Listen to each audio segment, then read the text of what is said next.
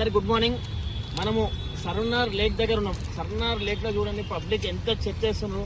ప్రతిరోజు జిహెచ్ఎంసీ సిబ్బంది కానీ ఎంతమాల సిబ్బంది ఎంతో క్లీన్ చేస్తున్నారు.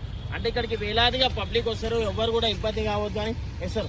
అయినా కానీ ప్రజల్లో మార్పు వస్తలేదు. దయచేసి ప్రజలందరూ కూడా దయచేసి ఈ సరూనార్ మినీ ట్యాంక్ బండ్లు చెత్త చేయకండి.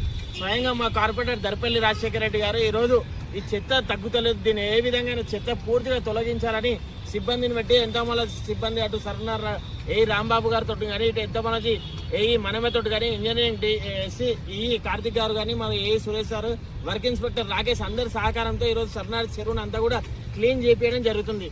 దయచేసి పబ్లిక్కి మరోసారి విజ్ఞప్తి చేస్తున్నాను, దయచేసి సరూనార్ చెరువులో చెత్త వేయకండి. ఇక్కడికి ఈవినింగ్ ఫ్యామిలీ తీసుకొని పిల్లల్ని తీసుకొని ఇటు ప్రియదర్శిని పార్క్ కావచ్చు సరూనార్ కట్ట మీదకి వేలాదిగా పబ్లిక్ వస్తారు. మనం పోతూ పోతూ చిన్న కవర్ ఇట్లా వేస్తున్నాం, ఈ చిన్న కవర్ ఇంత చెత్త కుప్పలుగా మారింది. అందుకే మనలో ప్రజల్లో మార్పు వస్తేనే అది మారుస్తుంది. అధికారులు వాళ్ళ పని రోజు చేస్తున్నారు. వాళ్ళు ఒక లారీ ఎత్తితే మనం 3 లారీలు చెత్త వేస్తున్నాం. అది మనం వేయకుండా మన ఇంటి దగ్గరకు వచ్చే వారికి వేస్తే మన ప్రాంతాన్ని మన ఆరోగ్యాన్ని మనమే కాపాడుకుంటాం. ఇక్కడికి మీ సేఫ్టీ కోసం మీరు వచ్చి ఇక్కడ చెత్త వేయడం వల్ల ఇతరుల ఆరోగ్యాన్ని మీరే ఖరాబ్ చేస్తున్నారు. లక్షలాది రూపాయలు హాస్పిటల్కి ఖర్చు పెట్టించే విధంగా ప్రజలే ఈ చెత్త వేసుకుంటే సహకరిస్తున్నారు. అందుకే ప్రజలకి చేతులు ఎత్తి మొక్కుతున్నా, దయచేసి సరూనార్ మినీ ట్యాంక్ బండ్లో చెత్త వేయకండి, రోడ్లపైన చెత్త వేయకండి.